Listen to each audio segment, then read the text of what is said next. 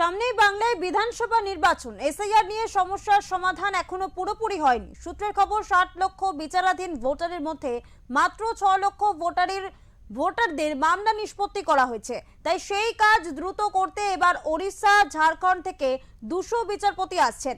মূলত 2 চব্বিশ পরগনা, 2 বর্ধমান, হাওড়া, হুগলি, নদিয়া, বীরভূম জেলায় তাদের কাজে লাগানো হবে। অতএব মতুয়াগড়ের দায়িত্বে থাকছেন ভিন রাজ্য থেকে আসা বিচারপতিদের হাতেই।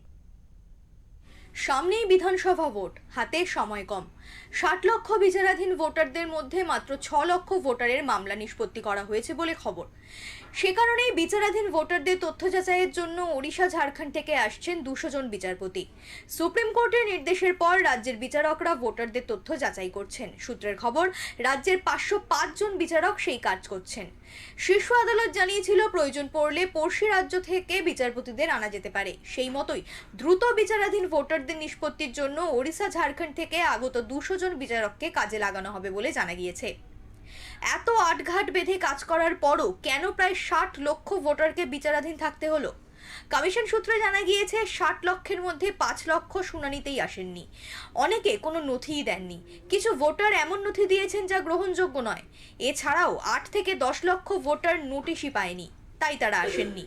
তাদের নাম বিচারাধীন তালিকায় রয়েছে। সব মিলিয়ে এই সংখ্যাটা হয়েছে। প্রশ্ন উঠছে, যদি ভোটের মধ্যে সেই প্রক্রিয়া সম্পূর্ণ না হয় তাহলে এই বিপুল সংখ্যক ভোটার কি করবেন? সে বিষয়ে এখনো কোনো উত্তর মেলেনি। অন্যদিকে আগামী রবিবার রাজ্যে আসছে নির্বাচন কমিশনের ফুল বেঞ্চ। সোম ও মঙ্গলবার দফায় দফায় রাজ্যের প্রশাসনিক আধিকারিক বিএলওদের সঙ্গে বৈঠক করবেন তারা। তারপরেই বাংলায় ভোটের নির্ঘণ্ট প্রকাশিত হবে। ব্যুরো রিপোর্ট, ওঙ্কার বাংলা।